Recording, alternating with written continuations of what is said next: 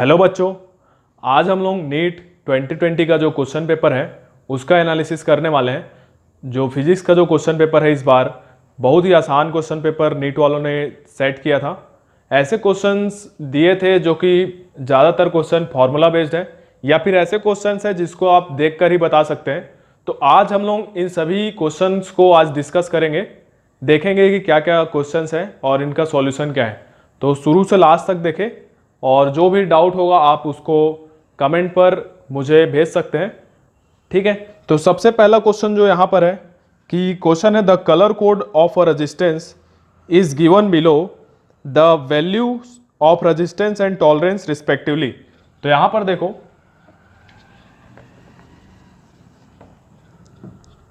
यहाँ पर रेजिस्टेंस जो गिवन है उसका कलर कोड कुछ इस तरह से दिया हुआ है। ये है येलो, ये है वायलेट, ये है ब्राउन और एक और बैंड है और ये वाला है गोल्ड। तो यहां पर क्या होता है, पहला डिजिट दूसरा डिजिट हमको इन दोनों कलर से मिलेगा रेजिस्टेंस का, और जो तीसरा वाला जो कलर होता है ये बताता है कितने से मल्टीप्लिकेशन करना है, और ये जो लास्ट वाला जो होता है ये वाला बैंड, इससे हमको टॉलरेंस के बारे में पता चलता है, ठीक है। तो याद रखना हम लोग इस चीज को फॉलो करेंगे। बी रॉय, इसके बाद में ग्रेट ब्रिटेन, फिर वॉयलेट, ग्रे, वाइट। तो ये ब्लैक होता है, ये ब्राउन होता है, red, orange, yellow, green, blue, violet और ये वाला ग्रे और ये वाला वाइट। तो यहाँ पर इसके लिए जो डिजिट होता है 1, इसके लिए 0, इसके लिए 1, इसके लिए 2, इसके लिए 3, इसके लिए 4, इसके लिए 5, इसके लिए 6, 7, 8, 9। और जो मल्टीप्लिकेशन जो अगर ये यहाँ पर होता, तीसरे जगह पर होता, तो जो मल्टीप्लिकेशन हम लोग करते हैं इसके लिए 10 की पावर 0, इसके लिए इंटू 10 की पावर 1, इसके लिए 10 की पावर 2, इसके लिए 10 की पावर 3, इसके लिए 10 की पावर 4, इसके लिए 10 की पावर 5, इसके लिए 10 की पावर 6, इसके लिए 10 की पावर 7, इसके लिए 10 की पावर 8 और इसके लिए 10 की पावर 9 होता है, ठीक है। तो और दूसरा चीज जो ये लास्ट वाला जो बैंड है ये हमको क्या बताता है, टॉलरेंस। सिल्वर अगर होता है यहाँ पर तो सिल्वर के लिए जो टॉलरेंस होता है ±10% होता है, और गोल्ड के लिए जो टॉलरेंस होता है ±5% होता है। तो सबसे पहले देखते हैं, पहला डिजिट लिखना है, येलो है पहला डिजिट, तो येलो के लिए क्या आ जाएगा 4। दूसरा डिजिट वायलेट, दूसरा कलर वायलेट है, इसके लिए क्या डिजिट आ जाएगा 7। जो तीसरा बैंड होता है, तीसरा कलर, उसको हमको मल्टीप्लाई करना रहता है तो ब्राउन है, ब्राउन के लिए क्या हो जाएगा 10 की पावर 1 मतलब 10 हो जाएगा, प्लस माइनस टॉलरेंस, गोल्ड है तो गोल्ड के लिए टॉलरेंस क्या होता है 5%, तो ये आ जाएगा 470 ओम रेजिस्टेंस और प्लस माइनस 5% टॉलरेंस। तो ये आंसर नंबर 1 था, ये क्वेश्चन नंबर 1 है हमारा। तो इसका आंसर आ गया 470 ओम रेजिस्टेंस और प्लस माइनस 5% जो है टॉलरेंस आ गया। अब दूसरा क्वेश्चन देखते हैं हम लोग। तो जो दूसरा क्वेश्चन है उसमें हमको क्या निकालना है, टॉर्क फाइंड आउट करना है, जिसमें फोर्स दिया गया है ओरिजिन के अबाउट और पोजीशन वेक्टर दिया गया है, ठीक है। तो टॉर्क निकालना है, तो टॉर्क हम लोग जानते हैं कि क्या होता है, R cross F, R vector cross F vector, दोनों का क्रॉस प्रोडक्ट कर देना है। तो जो दूसरा क्वेश्चन है, दूसरा क्वेश्चन जो दिया गया है वो है, इसमें फोर्स दिया गया है हमको 3J न्यूटन और जो आर वेक्टर जो है ये दिया गया है 2K मीटर, ठीक है। तो हमको क्या पूछा गया है, ओरिजिन के अबाउट टॉर्क निकालना है। तो टॉर्क क्या होता है हम लोग जानते हैं, जो टाउ वेक्टर है ये होता है R vector cross F vector, तो दोनों का क्रॉस कर देना है। तो देखो यहां पर आर वेक्टर कितना दिया गया 2K cap, cross F vector कितना गया 3J कैप, ठीक है। तो यहां से इन दोनों का क्रॉस करना है, तो ये जो कांस्टेंट टर्म है इनका मल्टीप्लिकेशन हो जाएगा 6 हो जाएगा, और क्रॉस क्या हो जाएगा K cap cross J cap. अब देखो K cap cross J cap करना है, तो हम लोग जानते हैं एक सर्कल बना लो ऐसे, ये आई कैप, ये जे कैप और ये के कैप। ठीक है, ऐसे हम लोग मल्टीप्लाई करते हैं। तो यहाँ पर कोई भी दो का अगर क्रॉस प्रोडक्ट करते हैं तो हमको तीसरा मिलता है। अगर आप क्लॉकवाइज जा रहे हैं तो पॉजिटिव और एंटी क्लॉक जाएंगे तो नेगेटिव। तो क्या करना है हमको, के क्रॉस जे करना है। तो के क्रॉस जे मतलब उल्टा घूम रहा हूँ, तो मुझे तीसरा टर्म मिलेगा आई, वो भी माइनस के साथ। तो ये मिल जाएगा 6 माइनस आई कैप। तो ये -6 आई कैप, ये हमारा टॉर्क हो जाएगा, तो न्यूटन मीटर। तो इसका आंसर आपको मिल गया होगा। जो ऑप्शन दिए थे उसमें से चौथा ऑप्शन है ये, -6 आई कैप न्यूटन मीटर। ठीक है, तो ये आपको समझ में आया। अब देखते हैं तीसरा क्वेश्चन। तीसरा क्वेश्चन क्या बोलता है, a cylinder contains hydrogen gas at pressure of 249 kilo pascal and temperature 27 degree centigrade, it's densities. तो हमें इसका डेंसिटी बताना है। क्या क्या गिवन है उसको देख लेते हैं। हमको दिया गया है प्रेशर, दिया गया है P दिया गया है। क्वेश्चन नंबर 3, इसमें P दिया गया है 249 किलो पास्कल, और दूसरा दिया गया है टेम्परेचर दिया गया है T दिया गया है 27 डिग्री सेंटीग्रेड, और R जो कांस्टेंट होता है उसका वैल्यू भी दे दिया है इसमें। देखो कितना अच्छा, कितना आसान क्वेश्चन कर दिया है कि यहाँ पर कांस्टेंट का भी वैल्यू दे दिया है। तो ये क्वेश्चन को सॉल्व करना बहुत आसान हो गया। तो हमको क्या पूछा है यहाँ पर, डेंसिटी रो बताना है, रो का वैल्यू क्या हो जाएगा। तो हम लोग जानते हैं कि जो आइडियल गैस होता है उसके लिए हम लोग जानते हैं P upon rho is equal to होता है RT अपॉन MW। ठीक है, तो वहां से हमको रो मिल जाएगा। तो फॉर एन आइडियल गैस क्या होता है, P pressure upon rho density is equal to होता है RT अपॉन MW। ठीक है, तो हमको यहां से क्या चाहिए, रो चाहिए। तो रो क्या हो जाएगा, रो को इधर भेज दो, इसको इधर भेज दो, तो P MW अपॉन में RT। तो ये हमारा रो निकल जाएगा। अब इसमें हमको मात्र वैल्यू पुट करना है। तो यहां पर P जो है ये गिवन है 249 इंटू 10 की पावर 3, और जो हमको M लेना है वो लेना है यहां पर 2 इंटू 10 की पावर -3। तो ये M और W का वैल्यू हो गया, और यहां पर R ले लो 8.314 इंटू टेम्परेचर लेना है, ये टेम्परेचर को केल्विन में लेना है, तो ये 300 केल्विन हो जाएगा, तो ये 300 आ जाएगा। ठीक है,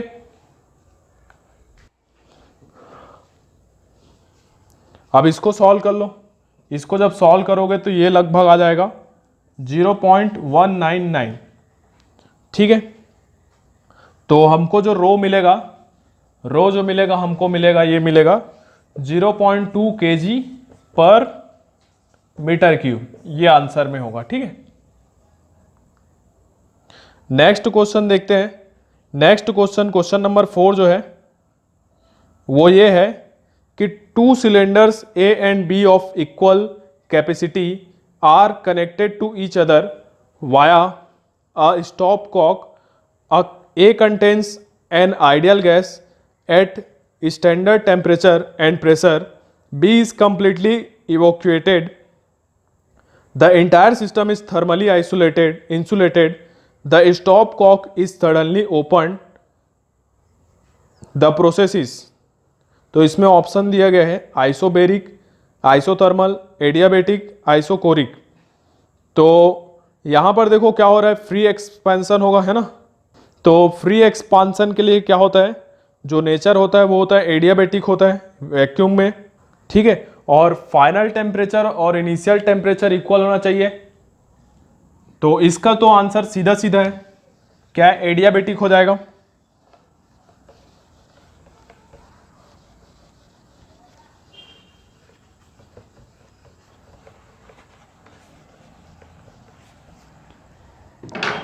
तो क्वेश्चन नंबर 4 जो है उसका आंसर अगर देखें सॉल्यूशन, तो फॉर फ्री एक्सपांसन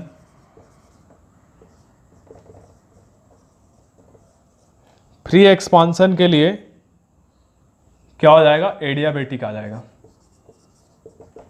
ठीक है, तो जिस भी ऑप्शन में एडियाबेटिक है उसको आप कंसीडर कर लें। नेक्स्ट क्वेश्चन देखते हैं, question number 5। Two particles of mass 5 kg and 10 kg respectively are attached to the two ends of a rigid rod of length 1 metre with negligible mass. The center of mass of the system from the 5 kg particle is nearly at a distance of। तो ये centre of mass का question है। एक rigid rod से जो कि massless है उससे दो पार्टिकल कनेक्टेड है। तो ये क्वेश्चन नंबर 5 का सॉल्यूशन देख रहे हैं। यहाँ पर क्या है, एक रॉड है, रिजिड रॉड है और इसके इंड से दो मास कनेक्टेड है। एक है 5 kg का और दूसरा जो है 10 kg का। ठीक है, इन दोनों के बीच का जो डिस्टेंस है वो 1 मीटर है और इसका हमको सेंटर ऑफ मास बताना है। तो मान लेते हैं कि जो सेंटर ऑफ मास है यहां कहीं पर है, यहां से R1 डिस्टेंस पर और यहां से R2 डिस्टेंस पर। ठीक है, हम लोग जानते हैं कि जो mr होता है ये कांस्टेंट होता है और यहां से अगर हम लोग देखें तो जो r है वो प्रोपोर्शनल होगा 1/m के, मतलब कि इनवर्सली प्रोपोर्शनल होगा m के। तो यहां से अगर हम लोग R1/R2 करें तो ये किसके इक्वल आना चाहिए, M2/M1 के इक्वल आना चाहिए। तो ये किसके इक्वल आएगा, M2 कितना है 10 और M1 कितना है 5, तो ये 2:1 आना चाहिए R1/R2। ठीक है, अब देखो यहां से अगर हम लोग देखें R1 और R2 को और हम लोग क्या लिख सकते हैं, ये R1 है तो इस डिस्टेंस को क्या लिख सकते हैं, 1 - R1 लिख सकते हैं कि R2 को। तो ये R1 अपॉन में ये क्या हो जाएगा 1 - R1 इक्वल टू 2/1, ये हो जाएगा। तो यहां से देखो इसको सॉल्व करो, R1 इक्वल टू 2 - 2R1, तो यहां से इसको इधर ले आओ तो R1 + 2R1 इक्वल टू 2 आ जाएगा। तो 3R1 इक्वल टू 2 आ जाएगा। तो R1 हमको 2/3 मीटर आ जाएगा। तो ये R1 का वैल्यू 2/3 मीटर हो जाएगा। ठीक है, ये ऑप्शन में है कि ये वाला कितना हो जाएगा, मीटर हो जाएगा, है ना। हमको जो ऑप्शन में दिया है वो सेंटीमीटर में दिया है, तो ये कितना हो जाएगा 200/3 सेंटीमीटर। 100 से इंटू करना पड़ेगा इसको, अगर मीटर में कन्वर्ट करना है, सेंटीमीटर में कन्वर्ट करना है तो इसको डिवाइड करेंगे तो ये 6 3 6 18, फिर बचेगा 2, फिर 3 6 18, फिर बचेगा 2, तो 66.66 आ रहा है, मतलब कि लगभग 67 सेंटीमीटर इसका आंसर आ जाएगा। नेक्स्ट क्वेश्चन जो है वो है, अ रे is incident at an angle of incidence I on one surface of a small angle prism with angle of prism A and emerges normally from the opposite surface if the refractive index of the material of the prism is mu, then the angle of incidence is nearly equal to। ठीक है,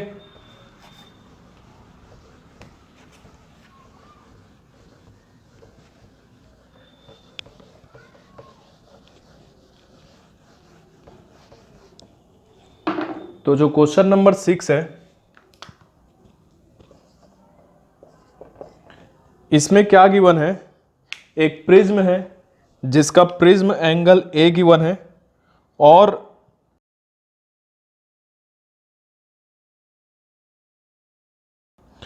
angle of incidence given है आई, small angle से। तो हमको बताना है कि angle are बताना है। ठीक है, तो देखो यहां पर एक प्रिज्म है और इस प्रिज्म का प्रिज्म एंगल ए गिवन है और ये कुछ एंगल से इंसिडेंस हो रहा है। यहां पर हम लोग नॉर्मल ड्रॉ करेंगे, ये एंगल आई है जिससे ये इमर्ज और इंसिडेंट हो रहा है। प्रिज्म का रिफ्रैक्टिव इंडेक्स म्यू है और ये ऐसे चले गया। ठीक है, तो ये एंगल क्या होगा, आर होगा। तो यहां से हम लोग जानते हैं स्नेल्स लॉ, अगर यहां पर हम लोग लगाएं तो स्नेल्स लॉ लगाएंगे तो ये क्या हो जाएगा, sine i μ1 sine i equal to μ2 sine r. μ1 इसका रिफ्रैक्टिव इंडेक्स होगा जो कि एयर है, तो एयर के लिए म्यू क्या होता है 1 होता है, तो ये 1 हो जाएगा। तो sine i is equal to μ2 की जगह प्रिज्म का रिफ्रैक्टिव इंडेक्स म्यू है साइन आर। अब देखो यहां पर जब ये एंगल बहुत स्मॉल होता है आर, ये तो इसको हम लोग लगभग ए के इक्वल ले सकते हैं। तो sine i is equal to mu sine A लिख सकते हैं। और हम लोग एक चीज और जानते हैं कि जब एंगल बहुत छोटा हो, theta is very very nearly equal to zero हो, वेरी स्मॉल हो, सपोज साइन थीटा है और साइन थीटा में थीटा वेरी स्मॉल है, थीटा इज वेरी स्मॉल, तो उस केस में हम लोग साइन थीटा को थीटा के इक्वल लिख सकते हैं। तो यहां पर साइन आई को हम लोग आई के इक्वल लिख सकते हैं और म्यू साइन ए को हम लोग ए के इक्वल लिख सकते हैं। तो ये हमारा एक रिलेशन आ जाएगा आई का म्यू ए। ठीक है, यहां पर देखो ये आर को हम लोग ने ए क्यों लिखा है, क्योंकि हम लोग जानते हैं R1 plus R2 equal to ए होता है। यहां पर R2 का वैल्यू जो है वो 0 है, तो R1 का वैल्यू क्या हो जाएगा ए हो जाएगा, ये R1 है ना, और इधर क्या होता है R2 होता है, ये R2 का वैल्यू क्वेश्चन में 0 दिया गया है। अब नेक्स्ट देखते हैं 7th question. A body weight 72 newton on the surface of the earth, what is the gravitational force on it at a height equal to half of the radius of the earth.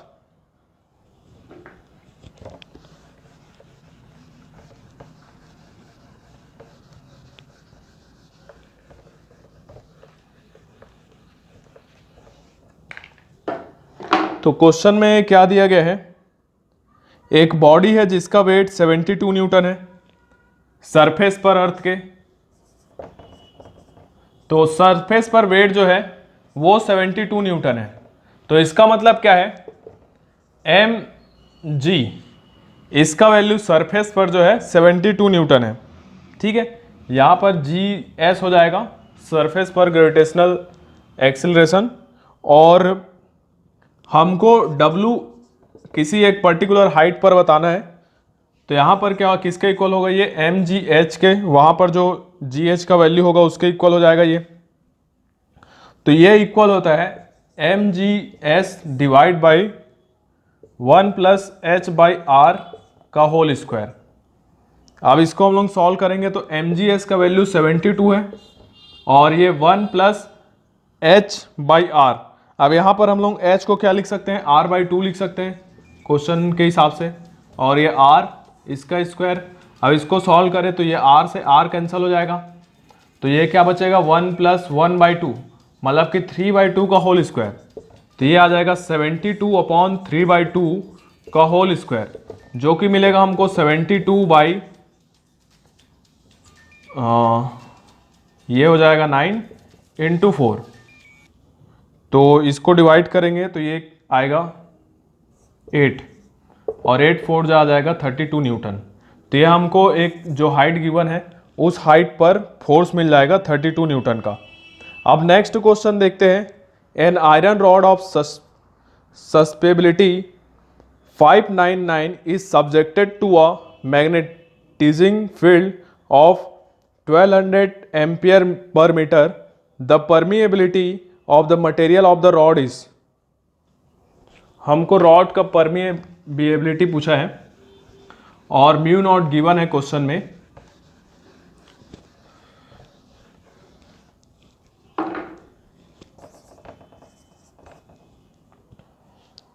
तो यहां पर देखो जो mu होगा वो क्या होता है म्यू नॉट म्यू आर ये होता है, और क्वेश्चन में म्यू नॉट दिया है, बहुत ही आसान हो गया ये गिवन है 4 पाई इंटू 10 की पावर -7 टी एम। ठीक है, और हम लोग म्यू आर कैसे निकाल सकते हैं, ये निकाल सकते हैं हम लोग एक्सएम प्लस 1 से। एक्सएम क्वेश्चन में दिया गया है 599 प्लस 1 करेंगे तो ये 600 आ जाएगा। तो हमको म्यू चाहिए, तो म्यू क्या हो जाएगा mu naught 4 pi into 10⁻⁻7 into 600, इन दोनों को मल्टीप्लाई करेंगे तो ये आएगा 2.4 पाई इंटू 10⁻⁻4 Tm/a। ठीक है, तो ये जो भी ऑप्शन में होगा म्यू का वैल्यू उसको आप टिक कर दीजिए, 2.4 पाई इंटू 10⁻⁻4 Tma। अब नेक्स्ट क्वेश्चन देखते हैं, question number 9। For transistor action which of the following statement is correct. पहला स्टेटमेंट है the base region must be very thin and lightly doped. Second है base emitter and collector regions should have same doping concentrations. Next है base emitter and collector regions should have same size. Next है both emitter junction as well as the collector junction are forward bias. तो देखो इसका answer तो first ही हो जाएगा कि हम लोग जानते हैं जो बेस रीजन होता है वो वेरी थिन होना चाहिए और लाइटली डोप्ड होना चाहिए, तो इसका आंसर तो फर्स्ट हो जाएगा। ठीक है, अब नेक्स्ट देखते हैं light with an average flux of 20 W/cm² falls on a non-reflecting surface at normal incidence having surface area 20 cm². The energy received by the surface during time span of 1 minute is। तो ये तो आसान है, देखो question number 10 में हम लोग जानते हैं जो I होता है वो होता है E/AT। यहाँ से अगर मुझे E चाहिए तो ये क्या हो जाएगा IAT। ठीक है, और I का वैल्यू दिया गया है 20/10⁻⁻4 करोगे, और A का वैल्यू रखना है 20 इंटू 10⁻⁻4 और T 60 है ना, 1 मिनट है, इसको 60 सेकंड में कन्वर्ट कर देंगे। तो ये वैल्यू रखने के बाद देखो ये से ये कैंसिल हो जाएगा, इसको इंटू करो तो ये 400 हो जाएगा और ये 60 हो जाएगा, तो ये 24 समथिंग आएगा। तो इसको लिख सकते हैं 24 इंटू 10⁻³ जूल। तो इसका ऑप्शन हो जाएगा ऑप्शन 4 जो गिवन है, 24 इंटू 10⁻³। अब नेक्स्ट क्वेश्चन देखते हैं। और short electric dipole has a dipole moment of 16 into 10⁻⁹ coulomb metre. The electric potential due to the dipole at a distance of 0.6 metre from the center of the dipole situated on a line making an angle of 60 degree with the dipole axis is। ये तो कुछ नहीं होता यार, ये तो बहुत आसान होता है। ये डायपोल है, डायपोल के केस में हम लोग ने 3 केस पढ़ा हुआ है। इनके बीच का डिस्टेंस 2a ले लेते हैं हम लोग। तो यहां पर देखो एक तो एक्सियल पोजीशन पे हमने डायपोल इलेक्ट्रिक फील्ड निकाला था, हमको क्या निकालना है यहाँ पर इलेक्ट्रिक पोटेंशियल निकालना है। एक्सियल पोजीशन पर निकाला था, फिर बाइसेक्टर पर निकाला था, और एक हमने निकाला था किसी भी पर्टिकुलर पॉइंट पर जो यहाँ से थीटा एंगल बनाता हो और r डिस्टेंस पर हो। तो यहाँ पर इस पॉइंट पर अगर पोटेंशियल देखना है तो ये होता है KP cos θ/r²। तो यहां पर इस पॉइंट पर हमको क्वेश्चन में P दे रखा है, R दे रखा है और थीटा दे रखा है, तो सब चीज तो दे रखा है, इसको रख के देख लेते हैं। तो पॉइंट P पर पोटेंशियल क्या हो जाएगा, K का वैल्यू 9 इंटू 10⁹, P का वैल्यू क्वेश्चन में गिवन है 16 इंटू 10⁻⁹, और cos थीटा का वैल्यू दिया गया है 60 डिग्री, अपॉन में R² 0.6 का स्क्वायर। ठीक है, यहां से देखो ये 9 इंटू 16 इंटू 10⁹ और ये 9 कैंसिल हो जाएगा, और cos 60 का वैल्यू 1/2 होता है। 0.6 इंटू 0.6 क्या हो जाएगा 0.36 इंटू ये 2 1/2 हो जाएगा। तो इसको डिवाइड करो, 2 1 जा 2 8 जा और ये पॉइंट को हटा दो तो यहाँ पे इंटू 100 हो जाएगा। 9 1 जा 9 4 जा 4 1 जा 4 2 जा, तो ये कितना आ जाएगा 2000। कुछ गलत हो रहा है क्या?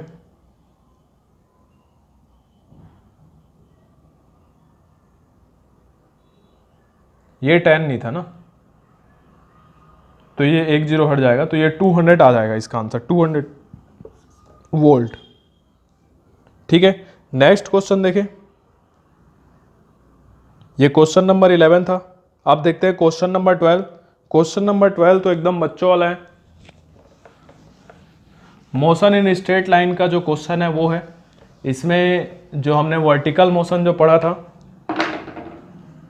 अंडर ग्रेविटी, वही है। क्वेश्चन नंबर 12 क्या बोलता है? A ball is thrown vertically downward with a velocity of 20 metre पर second from the top of a tower. It hits the ground after some time with a velocity of 80 metre पर second. The height of the tower is, कुछ नहीं है, देखो क्या है, एक tower है, ये टावर का हाइट मान लेते हैं h है। इसको यहां से टावर से इसको फेंका गया है, initial velocity u equal to 20 metre पर सेकेंड से, और इसका फाइनल वेलोसिटी है v इक्वल टू 80 मीटर पर सेकेंड। ठीक है, तो हमको h बताना है, तो हम लोग जो थर्ड इक्वेशन है मोशन का उसको लगा देते हैं। तो उससे क्या हो जाएगा, v square equal to U square plus 2gs। ठीक है, तो यहां से v स्क्वायर कितने का स्क्वायर हो जाएगा, 80 का square equal to U square 20 का स्क्वायर प्लस 2g हम लोग क्या लेते हैं, 10 लेते हैं इंटू s। तो 80 का स्क्वायर कितना हो जाएगा 6400, इस 20 का स्क्वायर कितना हो जाएगा 400, इसको इधर ले आओ माइनस हो जाएगा, equal to 2 into 10 into S. इसको h ले लो, हाइट जो है वही होगा ये, तो ये कितना हो जाएगा 6000 और डिवाइड बाई 20 कर दो, इक्वल टू h मिल जाएगा हमको। 1 0 से 1 0 कट जाएगा, 2 1 जा 2 3 जा, तो h इक्वल टू 300 मीटर आना चाहिए। आसान है ये तो ऑप्शन नंबर 1 हो जाएगा इसका आंसर। अब नेक्स्ट क्वेश्चन देखते हैं। A resistance wire connected in the left gap of a metre bridge balances a 10 ohm resistance in the right gap at a point which divides the bridge wire in the ratio 3:2. If the length of the resistance wire is 1.5 meter, then the length of 1 ohm of the resistance wire is. देखो ये question को कैसे करना है।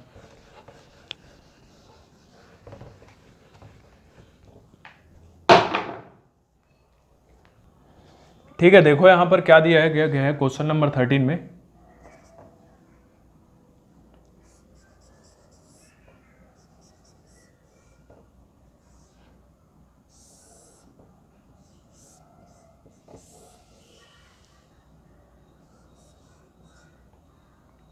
ये length L1 है, ये length L2 ले लेते हैं, इसको R ले लेते हैं। ये क्वेश्चन में दिया गया है 10 ओम।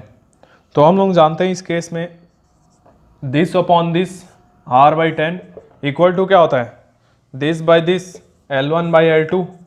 तो यहाँ से हमको क्या मिल जाएगा, ये L1 बाई L2 क्वेश्चन में दिया गया है 3/2, तो R कितना मिल जाएगा यार, ये उधर जाएगा तो 3/2 इंटू 10 हो जाएगा, 2 1 जा 2 5 जा, तो ये 15 ओम आ जाएगा। तो ये वाला रेजिस्टेंस कितना आ जाएगा 15 ओम। ठीक है, तो यहाँ पर देखो लेंथ ऑफ 15 ओम जो वायर है उसका जो वायर है उसका लेंथ कितना के दिया गया है,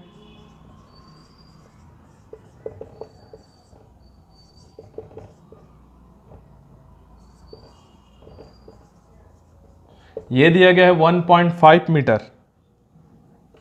तो लेंथ ऑफ 1 ओम रेजिस्टेंस कितना हो जाएगा, ये हो जाएगा 1.5 डिवाइड बाई 15 जो कि आएगा 0.1, और 0.1 को क्या लिख सकते हो 1 इंटू 10 की पावर -1 मीटर। तो ये ऑप्शन में दिया है, तो ये वाला ऑप्शन सही है, उसको आप देख ले 1 इंटू 10⁻⁻1 मीटर, ऑप्शन नंबर 1, वो ऑप्शन नंबर 3। नेक्स्ट देखते हैं 14 नंबर का क्वेश्चन।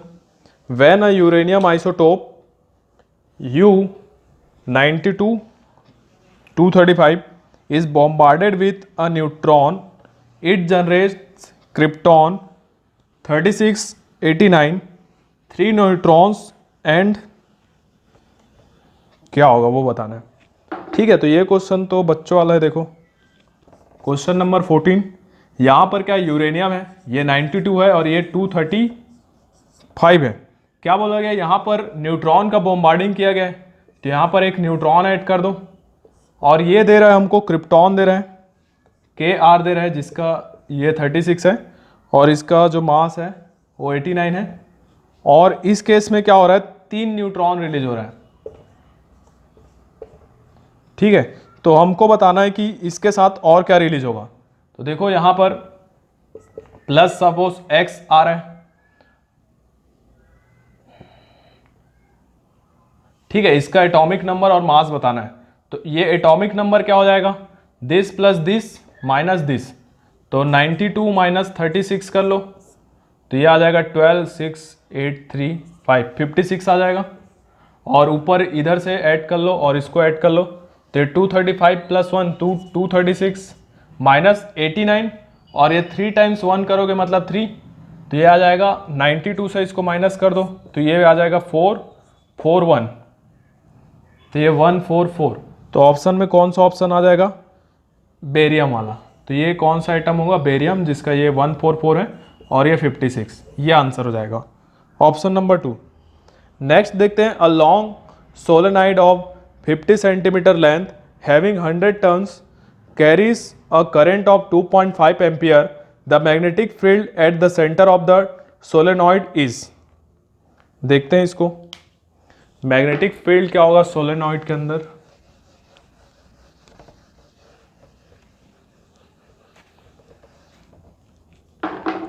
देखो यहां पर हम लोग जानते हैं, ये क्वेश्चन नंबर है 15, B इक्वल टू क्या होता है, mu naught N by L into i. तो यहां से देखो म्यू नॉट क्वेश्चन में ही दे रखा है 4 पाई इंटू 10⁻⁻7, और N का वैल्यू भी क्वेश्चन में दिया गया है 100 टर्न्स, ये नंबर ऑफ टर्न्स होता है N। और ये जो L है, L भी क्वेश्चन से निकाल सकते हो, L जो है वो 0.5 आ जाएगा। और I कितना दिया गया है क्वेश्चन में 2.5 एम्पियर, तो ये सारा वैल्यू यहां पर रख देंगे। तो यहां से ये इसको रखने के बाद सॉल्व करेंगे तो ये आएगा 6.28 इंटू 10⁻⁻4 T। तो ये ऑप्शन नंबर 2 जो है इसका आंसर हो जाएगा। नेक्स्ट देखते हैं question number 6, the average thermal energy of a mono atomic gas is KB is Boltzmann constant and T absolute temperature. अरे बाप रे, तो ये तो सीधा फॉर्मूला ही है यार, इसका आंसर होता है 3/2 KB इंटू T, इसमें कुछ करने की ही ज़रूरत नहीं है, ये तो सीधा सीधा फॉर्मूला जो होता है उसी को पूछ दिया है, ऑप्शन में दे दिया है, इसमें तो कुछ दिमाग ही लगाना है, जो रटा रूटा है चीज़ें वही चीज़ है। तो 16 नंबर पे क्या आ जाएगा, 3/2 KB इंटू T, ये आंसर आ जाएगा इसका। नेक्स्ट क्वेश्चन है, अ capillary tube of radius R is immersed in water and water rises in it to a height h. The mass of the water in the capillary is 5 gram. Another capillary tube of radius 2r is immersed in water. The mass of water that will rise in this tube is. तो देखो कुछ नहीं है, m is directly proportional to r होता है capillary tube वाले ऐसे question में हमने देखा था। तो m is directly proportional to r कर दो, तो यहां से क्या आ जाएगा, m2 बाई अगर m1 करोगे तो ये किसके इक्वल आएगा, r2 बाई r1 के। यहां पे m1 दे रखा है 5, और यहां पर देखो r1 को r लेना है और r2 को 2r लेना है, तो इसको सॉल्व करोगे तो M2 कितना आ जाएगा 10 kg, 10 ग्राम। ठीक है, तो ये ऑप्शन नंबर हो जाएगा फोर्थ। नेक्स्ट क्वेश्चन देखते हैं, क्वेश्चन नंबर 18। क्वेश्चन नंबर 18 क्या बोलता है? The ratio of contributions made by the electric field and magnetic field components to the intensity of an electromagnetic wave is. तो C equal to speed of electromagnetic wave दिया है, तो ये भी direct ये हम लोग जानते हैं। इसके लिए जो रेशियो होता है ना वो होता है C/1, तो इसका आंसर हो जाएगा C/1।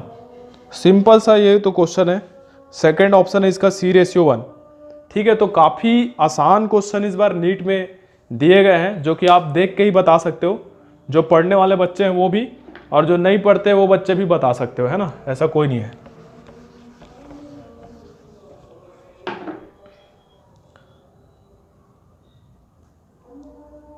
तो इलेक्ट्रोमैग्नेटिक वेव में क्या होता है, जो इलेक्ट्रिक फील्ड है और मैग्नेटिक फील्ड है, दोनों का जो एनर्जी डेंसिटी होता है और इंटेंसिटी क्या होता है, सेम होता है ना। नेक्स्ट क्वेश्चन है, assume that light of wavelength 600 nanometre is coming from a star, the limit of resolution of telescope whose objective has a diameter of 2 metre is. तो हमको क्या बताना है, लिमिट, रिजोल्यूशन का लिमिट बताना है। तो लिमिट ऑफ रिजोल्यूशन का फॉर्मूला हमने पढ़ा था, ये होता है 1.22 लैम्डा बाई ए। तो यहां पर हमको लैम्डा और ए का वैल्यू पता है, यहां पे रख दो। तो 1.22 इंटू लैम्डा कितना गिवन है 600 नैनोमीटर, तो ये हो जाएगा 6 इंटू 10⁻⁻7।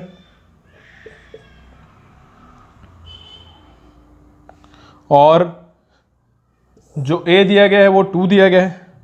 अब इसको सिंपली सॉल्व कर लो, 2 3 जा, तो ये आ जाएगा 3 2 जा 6, 3 2 जा 6, 3.6 इंटू 10⁻⁻7, है ना। तो ये कौन से ऑप्शन में गिवन है, ऑप्शन नंबर 2 में दी गिवन है, ये आंसर हो जाएगा इसका। अब देखते हैं question number 20। A wire of length L, area of cross section A is hanging from a fixed support. The length of the wire changes to L1 when mass M is suspended from its free end. The expression for Young's modulus is।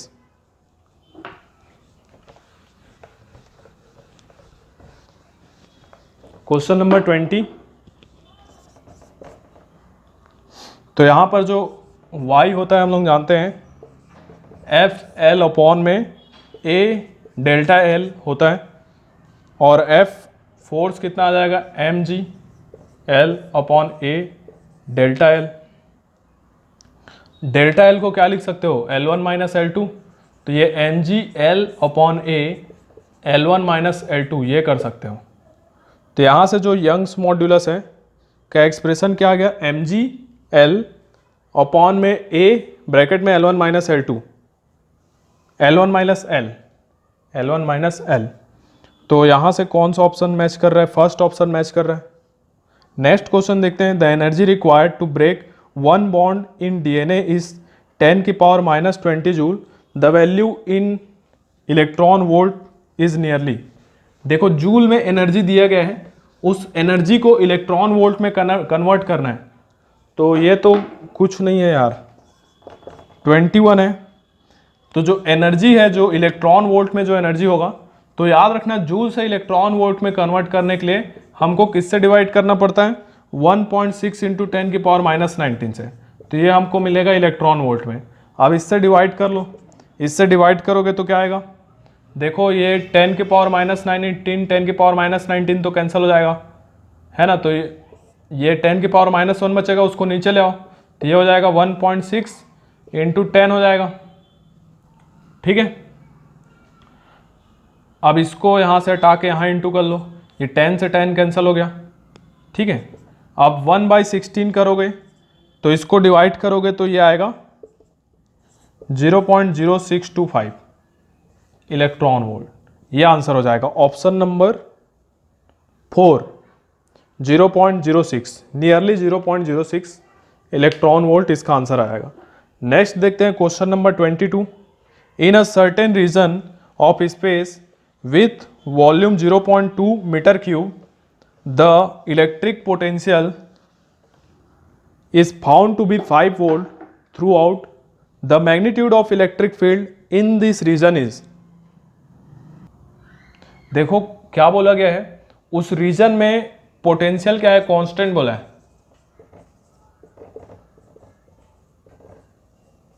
तो जब potential through out the volume constant है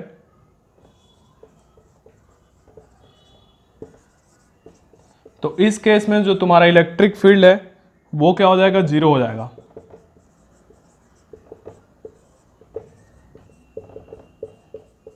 ठीक है। Next देखते हैं next question. The mean free path for a gas with molecular diameter d and number density n can be expressed as. तो इसका answer मैं बता देता हूं। जो क्वेश्चन नंबर 23 है इसका आंसर हो जाएगा, इसका आंसर होता है 1/√2 पाई d स्क्वायर n। तो ऑप्शन नंबर 3 इसका आंसर हो जाएगा। ठीक है। जहाँ पे जो d होता है वो डायमीटर ऑफ गैस मॉलिक्यूल होता है और n जो होता है वो मॉलिक्यूलर डेंसिटी होता है। तो ये तो सीधा सीधा स्ट्रेट फॉरवर्ड क्वेश्चन था, फॉर्मूला बेस्ड क्वेश्चन था। ठीक है, आंसर नंबर 3 हो जाएगा इसका। नेक्स्ट देखते हैं 24। An electron is accelerated from rest through a potential difference of v volt if the de Broglie wavelength of the electron is 1.227 into 10 की power -2 nanometre, the potential difference is।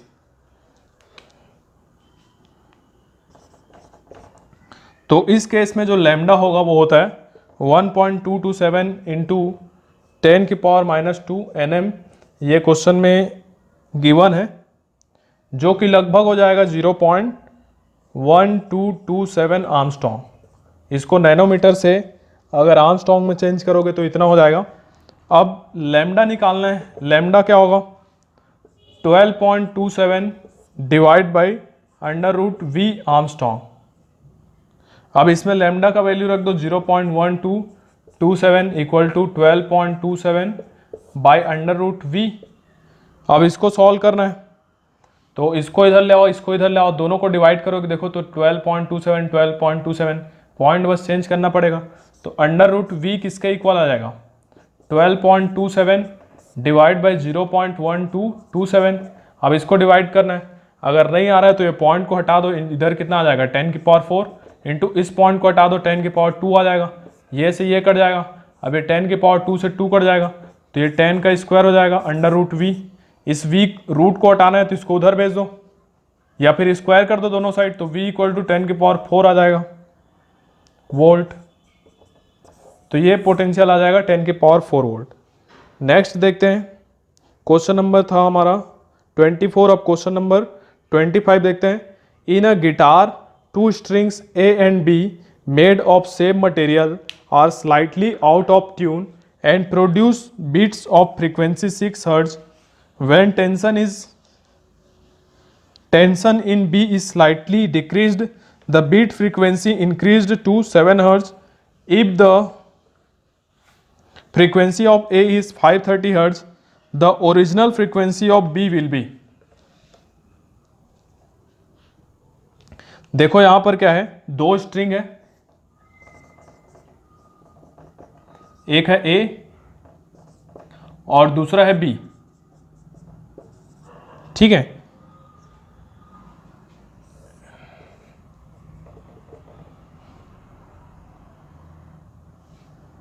इसके लिए कितना दिया गया है 530 हर्ट्ज।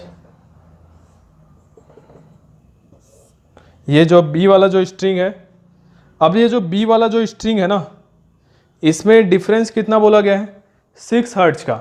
तो या तो ये तो 530 से 536 हर्ट्ज हो सकता है या फिर ये 524 हर्ट्ज हो सकता है। इन दोनों में कोई एक का चांस है। ठीक है, आप देखो क्वेश्चंस के हिसाब से क्या बोल रहे हैं कि जब हम लोग टेंशन B में डिक्रीज करते हैं तो उसका फ्रीक्वेंसी 7 हर्ट्ज इंक्रीज हो जाता है। तो देखो अगर इसमें तुम कम करोगे तो ये कितना हो जाएगा 535 हो जाएगा, और इसमें अगर कम करोगे तो ये कितना हो जाएगा 523। तो कितने का डिक्रीज हो रहा है, कितने का डिफरेंस है 530, और ये 530 से 7 कम है, और ये वाला 5 डिफरेंस देखो, इसमें 5 है और इस वाले में 7 है, तो ये वाला आंसर हो जाएगा ना, ये वाला। ठीक है, तो आंसर हो जाएगा इसका 524 हर्ट्ज। नेक्स्ट क्वेश्चन देखते हैं। अब 40 microfarad capacitor is connected to a 200 volt 50 hertz AC supply, the RMS value of the current in the circuit is nearly.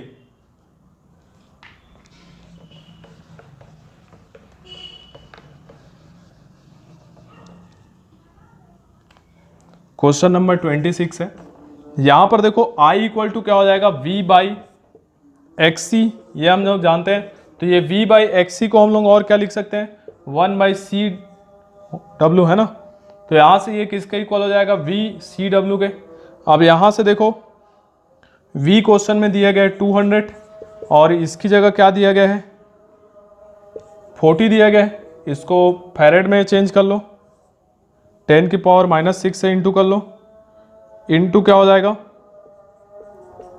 2 pi into 10 की पावर 2 पाई इंटू 50। तो इन सब को अगर सॉल्व करोगे तो ये आएगा 2.5 एम्पियर, ये इतना करंट आ जाएगा। तो इसका ऑप्शन हो जाएगा ऑप्शन नंबर 4। नेक्स्ट क्वेश्चन देखते हैं, क्वेश्चन नंबर 27।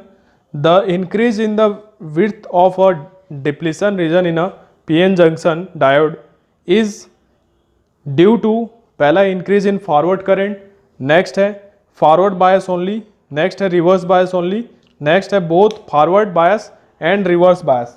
तो इसका आंसर हो जाएगा option number 3, reverse bias only. तो रिवर्स बायस में क्या होता है, ज़्यादातर किसको अट्रैक्ट करते हैं, जो मेजर चार्ज कैरियर्स है उनको अट्रैक्ट करते हैं, इसलिए इसका ऑप्शन ही हो जाएगा। इसलिए जो डिप्लीशन रीजन का जो विड्थ है वो इंक्रीज होते जाता है। नेक्स्ट क्वेश्चन देखते हैं, ये क्वेश्चन नंबर 27 था। Question number 28, the Brewster's angle I0 for an interface should B.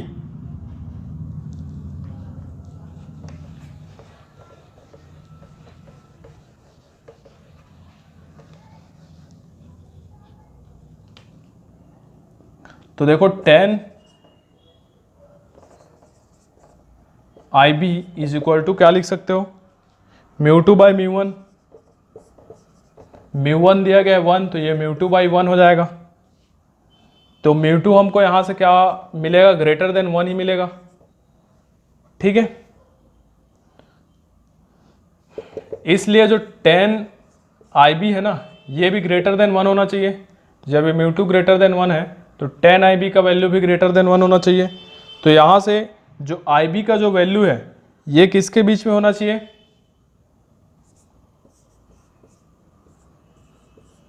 45 से 90 के बीच में होना चाहिए, तभी हमको ग्रेटर देन 1 मिलेगा।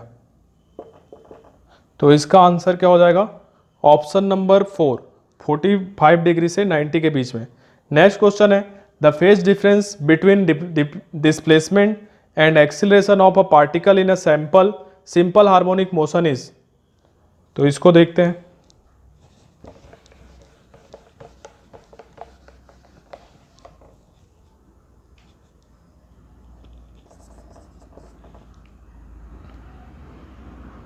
मान लेते हैं कि जो डिस्प्लेसमेंट है वो x है, तो x equal to simple harmonic motion में ये क्या हो जाता है, a sine omega T plus five. ठीक है, यहां से अब इसको t के रिस्पेक्ट में डिफ्रेंशिएट कर दो, तो ये हो जाएगा dx by D T equal to a, constant है बाहर हो जाएगा, इसको करेंगे तो ये आएगा omega cos omega T plus five. ठीक है, ये इसका डिफ्रेंसिएशन हो जाएगा। तो जो एक्सेलरेशन होता है ए ले लेते हैं, ये क्या होता है डी, एक बार और इसका differentiation D square x by D T square. तो इसका एक बार फिर से अगर डिफ्रेंसिएशन करोगे तो तुमको क्या मिलेगा, एक बार और करो तो ए ओमेगा तो कांस्टेंट है, एक और ओमेगा आएगा यहाँ से और minus sign omega T plus 5, ये इसका डिफ्रेंसिएशन हो जाएगा। तो ए हमको मिल जाएगा ये फॉर्मूले में। अब इस वाले को इक्वेशन 1 ले लो, यहाँ पर फेज कितना है, पाई का है, तो ये minus A omega square sine omega T plus 5 plus pi हो जाएगा। ये ए का वैल्यू आ जाएगा। ये इक्वेशन नंबर 2 ले लो इसको। अब इक्वेशन 1 और इक्वेशन 2 से फेज डिफरेंस अगर देखोगे तो इक्वेशन 1 और इक्वेशन 2 से फेज डिफरेंस हमको क्या मिल रहा है, पाई। तो इसका आंसर आ जाएगा पाई, फेज डिफरेंस।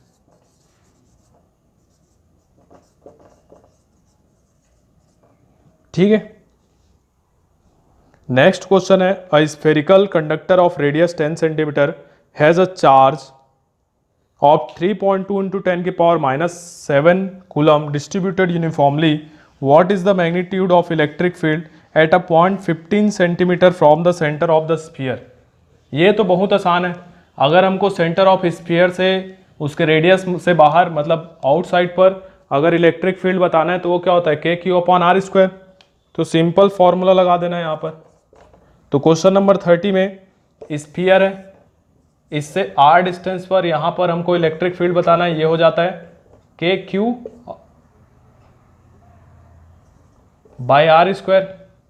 इसमें रख देंगे तो के का वैल्यू 9 इंटू 10 की पावर 9, चार्ज कितना दिया गया है 3.2 इंटू 10 की पावर -7, और जो आर है वो दिया गया है 15 सेंटीमीटर, जिसको मीटर में कन्वर्ट कर लो, इसका स्क्वायर कर लो। अब इसको सॉल्व करोगे तो ये आएगा 1.28 इंटू 10 की पावर 5 न्यूटन पर कूलम। ठीक है। अब नेक्स्ट देखते हैं क्वेश्चन नंबर 31। तो क्वेश्चन नंबर 31 क्या बोला है, the capacitance of a parallel plate capacitor with air is as medium is 6 microfarad. With the introduction of a dielectric medium the capacitance become 30 microfarad. The permittivity of the medium is. ठीक है, ये question number 31 है। तो देखो यहां पर medium लगाने के बाद जो कैपेसिटेंस है सी मीडियम, ये क्या हो जाता है, पहले जो है मान लेते हैं कैपेसिटेंस जब हमने नहीं लगाया था मीडियम तो उस केस में सी नॉट है, तो इसका एप्सिलॉन नॉट आर गुना हो जाएगा। ठीक है, जो भी डाइलेक्ट्रिक कांस्टेंट होगा उसके हिसाब से। तो यहां से एप्सिलॉन नॉट आर क्या आ जाएगा, C M by C naught. C M question में दिया गया है, मीडियम लगाने के बाद 30 हो जाता है और पहले कितना था 6 था, तो ये आ जाएगा 5। अब देखो हम लोग जानते हैं जो एप्सिलॉन होता है वो epsilon naught into epsilon naught R होता है। जो एप्सिलॉन नॉट होता है ये एयर का परमिटिविटी होता है, जो कि होता है 8.85 इंटू 10 की पावर -12, और एप्सिलॉन आर आया है 5। इन दोनों को इंटू करेंगे तो आंसर आ जाएगा लगभग 0.44 इंटू 10 की पावर -10। तो ये एप्सिलॉन का वैल्यू आ जाएगा। क्लियर है यहाँ तक। नेक्स्ट देखते हैं क्वेश्चन नंबर 32। तो क्वेश्चन नंबर 32 क्या बोला है, taking into account of the significant figures what is the value of 9.99 metre minus 0.0099 metre. तो देखो ये क्वेश्चन में कुछ करना ही नहीं है, ऑप्शन देख के तुम इसको सॉल्व कर सकते हो। देखो क्या करना है, 9.99 मीटर को माइनस करना है 0.0099 से माइनस। अब देखो सिग्निफिकेंट फिगर वाले क्वेश्चन में एडिशन और सब्ट्रैक्शन का रूल होता है। अगर वहां से देखोगे तो आफ्टर सब्ट्रैक्शन जो पॉइंट के बाद जो मिनिमम डिजिट होता है वही आंसर में तुम्हारा आना चाहिए। तो यहां पर देखोगे तो ये 2 है, तो ऑप्शन में देखो, ऑप्शन में क्या क्या गिवन है, 9.9, दूसरा ऑप्शन है 9.9801, तीसरा है 9.98 और चौथा है 9.80180। तो यहाँ पर 9.98 ये वाला आंसर हो जाएगा क्योंकि इसमें 2 प्लेस तक ही गिवन है। तो ये आंसर हो जाएगा ऑप्शन नंबर 3 इसका। 3 सिग्निफिकेंट फिगर ही है, मिनिमम जो 3 सिग्निफिकेंट फिगर है इसमें भी क्वेश्चन में, तो मिनिमम वाले को लेते हैं हम लोग। नेक्स्ट क्वेश्चन है, a series LCR circuit is connected to an AC voltage source. When L is removed from the circuit, the phase difference between current and voltage is pi by 3. If instead C is removed from the circuit, the phase difference is again pi by 3 between current and voltage. The power factor of the circuit is, power factor बताना है circuit का। Question number 33 है ये। तो question number 33 में जब हम लोग व्हेन L इज रिमूव्ड, तो इस केस में जो तुम्हारा tan फाई है वो क्या मिलता है, XC बाई आर, और क्या लिख सकते हो, XL बाई आर। तो यहां से इस केस में हमको कौन सा सिचुएशन मिल रहा है, देखो XC by R equal to XL by R करोगे तो ये हमको क्या बता रहा है, ये इंप्लाई कर रहा है रेजोनेंस को। ठीक है, देखो क्या बोला है, LCR सर्किट है, जब हम लोग L को रिमूव करेंगे तो ये मिलेगा, और जब हम लोग C को रिमूव करेंगे तो ये मिलेगा। तो ये दोनों इक्वल करोगे तो XC by R equal to XL by R, जो कि हो जाएगा XL इक्वल टू XC, जो कि रेजोनेंस का केस होता है। तो इस केस में, रेजोनेंस के केस में Z इक्वल टू R होना चाहिए। तो यहां से अगर देखोगे तो देखो ये 1 equal to R by Z हो जाएगा, जो कि किसके इक्वल होगा, कॉस फाई के। तो यही पूछा था, ये 1 आ जाएगा। तो ऑप्शन नंबर 4 हो जाएगा इसका आंसर। अब देखते हैं question number 34, dimension formula of stress are. ये तो कुछ नहीं यार, डायमेंशन फॉर्मूला ऑफ स्ट्रेस बताना है। स्ट्रेस क्या होता है, फोर्स अपॉन एरिया। तो फोर्स का डायमेंशन फॉर्मूला अपॉन में एरिया का डायमेंशन फॉर्मूला कर दो तो आंसर आ जाएगा। ठीक है, स्ट्रेस होता है फोर्स अपॉन एरिया। तो फोर्स क्या होता है, फोर्स के लिए mLT की पावर -2 होता है, और एरिया क्या होता है, L का स्क्वायर। तो ये हमको क्या मिल जाएगा, mL की पावर -1 T की पावर -2। ये स्ट्रेस का डायमेंशन फॉर्मूला मिल जाएगा। ऑप्शन नंबर 1 हो जाएगा इसका आंसर। नेक्स्ट देखते हैं, light of frequency 1.5 times the threshold frequency is incident on a photo sensitive material, what will be the photoelectric current if the frequency is halved and intensity is doubled?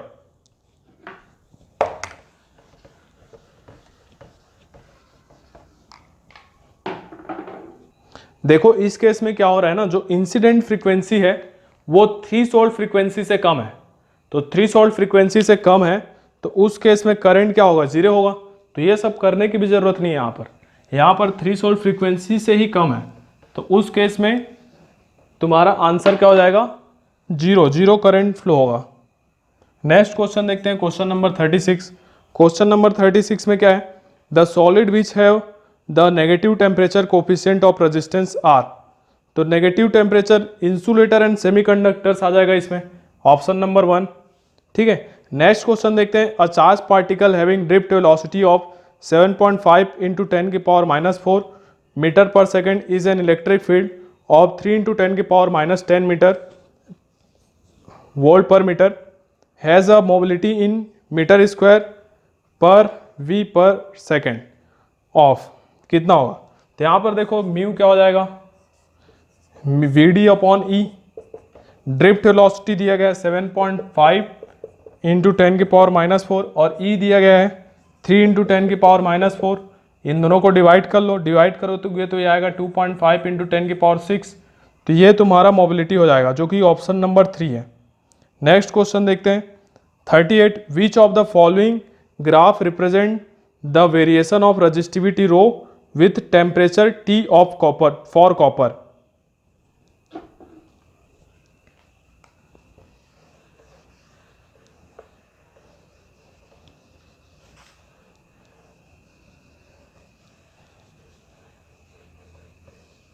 देखो है ना, तो यहां पर जो resistivity होता है, हम लोग जानते हैं resistivity is directly proportional to temperature होता है। ठीक है, तो ग्राफ जो बनाएंगे हम लोग टी और रो के बीच में, तो जैसे जैसे टेम्परेचर बढ़ते जाएगा रो भी बढ़ते जाएगा, और स्टार्टिंग किसी पॉइंट से होगा फिर ये बढ़ते जाएगा ऐसे। तो ये वाला ऑप्शन हो जाएगा ऑप्शन नंबर 4 जो दी गिवन है, क्योंकि रेजिस्टिविटी और टेम्परेचर के बीच में डायरेक्टली प्रोपोर्शनल होता है। अब नेक्स्ट क्वेश्चन 39 देखो, two bodies of mass 4 kg and 6 kg are tied to the ends of a massless string. The string passes over a pulley which is frictionless. The acceleration of the system in terms of acceleration due to gravities. देखो ये तो दुनिया का सबसे आसान question होता है NLM का, जो कि मेरे ख्याल से सभी बच्चों को आता ही है। हमको एक्सीलरेशन बताना है यहाँ पर। तो देखो क्या होगा, इस पर एक फोर्स लग रहा होगा इधर 6g ड्यू टू ग्रेविटी, और ऊपर फोर्स लग रहा होगा टेंशन T। ठीक है, इस पर फोर्स लग रहा होगा इधर ग्रेविटी की वजह से 4g, और इधर टेंशन लग रहा होगा T। ये T और ये T सेम होगा क्योंकि रोप सेम है। अब देखो ये सपोज इधर आ रहा है A एक्सीलरेशन से, तो ये सेम रोप से दोनों बंद है, तो ये A एक्सीलरेशन से ऊपर जाएगा। इसके लिए इक्वेशन लिख लो मोशन का। तो यहाँ पर देखो एक्सीलरेशन के डायरेक्शन वाला फोर्स पहले पॉजिटिव, फिर माइनस, ऊपर वाला फोर्स इक्वल टू ma, तो 6a आ जाएगा। दूसरा इक्वेशन इसके लिए लिख लो, तो इस केस में ये ऊपर जा रहा है तो ये वाला फोर्स पहले ले लो, t minus 4g equal to 4a ma। अब इन दोनों इक्वेशन को जोड़ दो, जोड़ोगे तो t से t कैंसिल हो जाएगा, तो ये हमको मिलेगा 6g minus 4g equal to 6a plus 4a। तो ये कितना मिलेगा 2g इक्वल टू 10a। तो a यहाँ से क्या मिल रहा है हमको 2g बाई 10, मतलब कि a क्या मिलेगा 2 5 जा g बाई 5। तो कौन सा ऑप्शन है जिसमें g बाई 5 गिवन है? ऑप्शन नंबर 4 है जिसमें g बाई 5 गिवन है। नेक्स्ट क्वेश्चन देखते हैं 40। A screw gauge has least count of 0.01 millimeter and there are 50 divisions in its circular scale. The pitch of the screw gauge is, तो इसमें क्या करना है, पिच अपॉन में नंबर ऑफ डिविजन्स कर दोगे तो आ जाएगा तुमको। तो देखो यहाँ पर क्वेश्चन नंबर है ये 40। तो जो लिस्ट काउंट होता है ये होता है पिच अपॉन में नंबर ऑफ डिवीजन।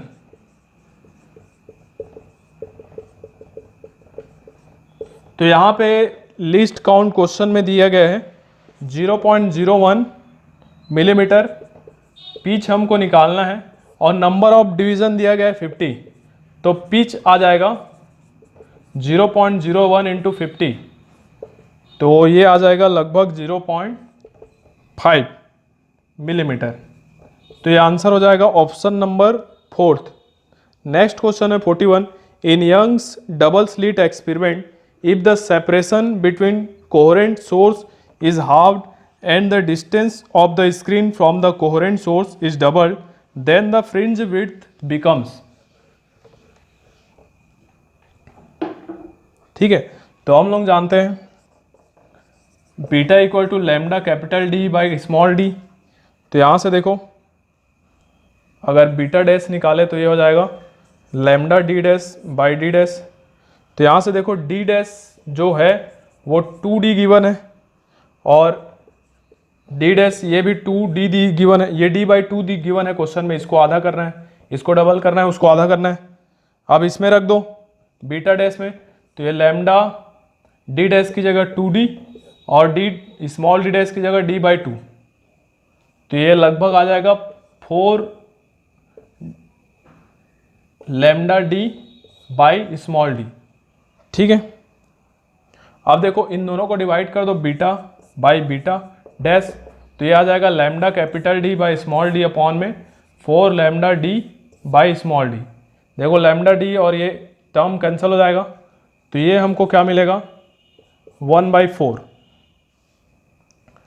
तो यहाँ से क्या मिल रहा है beta upon beta dash equal to 1/4। तो जो बीटा डैश है वो किसके इक्वल मिलेगा 4 बीटा के।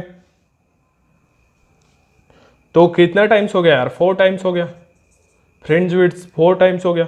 तो इसका आंसर हो जाएगा answer number 4 times. Next question है for the logic circuit shown the truth table is. ये तो दुनिया का सबसे आसान क्वेश्चन है फिर से।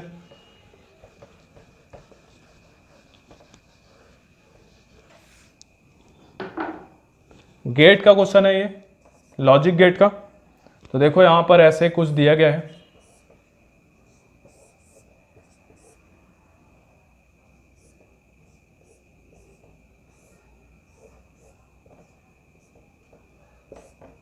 देखो ये नॉट गेट है, ये भी नॉट गेट है और ये नॉर गेट है। तो हमको 4 ऑप्शन दिया गया है, ऐसे बारी बारी से चेक करके भी निकाल सकते हो, ठीक है। तो देखो मैं यहां से डायरेक्टली कर रहा हूं, है ना। पहले इनपुट दे दो 0 0 0 0 दोगे तो ये इसको क्या कर देगा 1, इसको भी 1 कर देगा। अब 1 1 को, ये नॉर गेट है, नॉर गेट क्या करेगा, पहले उसके पहले तो और गेट है, तो 1.1 और क्या करता है, इसको 1 करता, उसके आगे नॉट गेट लगा है तो नॉट गेट उसको क्या कर देगा 0 कर देगा। तो 0 0 के केस में हमको 0 मिलेगा। दूसरा इनपुट दे दो 0 और 1 का, तो नॉट गेट 0 को 1 कर देगा और 1 को 0 कर देगा। अब और गेट में जब हम लोग 1 और 0 देंगे इनपुट तो वो 1 देगा, उसके आगे नॉट गेट लगाए तो वो 1 को 0 कर देगा। तो 0 1 के केस में क्या मिलेगा हमको 0 मिलेगा। अब दूसरा इनपुट देते हैं 1 0, तो 1 0 के केस में ये यहां पर हमको 0 मिलेगा, यहां पर हमको 1 मिलेगा। 0 1 को और गेट 1 कर देगा और नॉट गेट 0 कर देगा, तो इस केस में भी हमको 0 मिलेगा आउटपुट। नेक्स्ट देखते हैं 1 1 जब रखेंगे तो 1 रखने पे ये 0 कर देगा और ये भी 0 कर देगा, और गेट 0 0 को 0 देगा आउटपुट, और उसके अगर नॉट लगाए तो नॉट उसको 1 कर देगा, तो 1 1 का क्या मिलेगा हमको 1 मिलेगा। तो ये ऑप्शन कौन सा ऑप्शन है जिसमें लास्ट में 0 0 0 1 आया है, ऑप्शन नंबर 2 है मेरे ख्याल से, ठीक है। दूसरा तरीका ये भी था कि इसको ए मान लो, इसको बी मान लो, तो ए का क्या हो जाएगा ए बार, बी का हो जाएगा बी बार। अब ए बार बी बार किस में जाएगा और गेट में, तो ए बार प्लस बी बार हो जाएगा, और उसके बाद जाएगा नॉट गेट में तो उसका बार हो जाएगा। इस ऐसे भी सॉल्व कर सकते थे। तो ये हमको क्या मिलेगा A dot B, simply option को देख के डॉट करते जाओ। 0 0 का क्या होगा 0, 0 1 का क्या होगा 0, 1 0 का क्या होगा 0, 1 1 का क्या होगा 1। ये एंड गेट का हो जाता है, एंड गेट ही तो बन रहा है। नेक्स्ट क्वेश्चन देखते हैं, question number 43। The energy equivalent of 0.5 gram of a substance is, क्या होगा। ये तो बहुत ही आसान क्वेश्चन है बच्चों। E equal to M C square लगा देना है, आइंस्टाइन जो फेमस है हमारे, उनका इक्वेशन लगा दो E equal to M C square. तो ये क्वेश्चन नंबर 43 है, इसमें E equal to M C square लगा दो। देखो क्वेश्चन में क्या गिवन है 0.5 ग्राम दी गिवन है सब्सटेंस, तो M क्या रख दो 0.5, ग्राम को हमको केजी में रखना पड़ेगा, और C क्या होता है लाइट का स्पीड, तो 3 इंटू 10 की पावर 8 मीटर होता है, मीटर पर सेकंड होता है, इसका स्क्वायर। इसको सॉल्व कर लो, इसको सॉल्व करोगे तो आएगा 4.3 इंटू 10 की power 13 joule. Option number 3। Next question है for which one of the following Bohr's model is not valid. ये तो देख के करने वाला है, बोर का मॉडल किसके लिए वैलिड है, जिसमें केवल 1 इलेक्ट्रॉन हो, सिंगल इलेक्ट्रॉन हो। तो देखो कौन कौन सा ऑप्शन है जिसमें सिंगल इलेक्ट्रॉन है। सेकेंड ऑप्शन हाइड्रोजन एटम है, उसमें होता है। सिंगली आयनाइज्ड हीलियम एटम, उसमें 1 इलेक्ट्रॉन होता है। ड्यूटोरॉन एटम है, इसमें 1 इलेक्ट्रॉन होता है। ऑप्शन नंबर 1 जो है जिसमें सिंगली आयनाइज्ड नियॉन एटम है, इसमें 1 इलेक्ट्रॉन नहीं होगा, तो पहला ऑप्शन इसका हो जाएगा जिसमें बोर वैलिड नहीं है, इस पर बोर्ड वैलिड नहीं है, ठीक है। इसमें सिंगल इलेक्ट्रॉन नहीं है, इसलिए इस पर बोर्स मॉडल वैलिड नहीं है। अब देखते हैं question number 45। The quantities of heat required to raise the temperature of 2 solid copper sphere of radii R1 and R2 through 1K are in the ratio R1 equal to 1.5 R2 question में दिया गया है। ये अच्छा question है थोड़ा सा, बाकी सब क्वेश्चन तो आसान था। तो देखो जो डेल्टा क्यू होता है ये होता है एम एस डेल्टा टी, ठीक है। तो यहां पर देखो सेम मटेरियल के लिए S इज सेम होता है, सेम मटेरियल के लिए S सेम होता है। तो यहां पर देखो जो डेल्टा Q है वो किसके प्रोपोर्शनल हो जाएगा, M के प्रोपोर्शनल हो जाएगा। और जो हमारा m होता है वो क्या होता है 4/3 पाई आर क्यूब रो। मतलब कि रो जो होता है m/v होता है, तो m क्या हो जाएगा v into rho, volume into density. Volume क्या हो जाएगा स्फीयर के लिए 4/3 पाई आर क्यूब।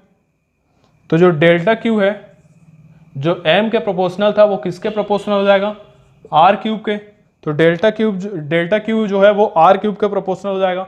मतलब कि delta Q1 by delta Q2 अगर करें तो क्या आना चाहिए R1 cube by R2 cube.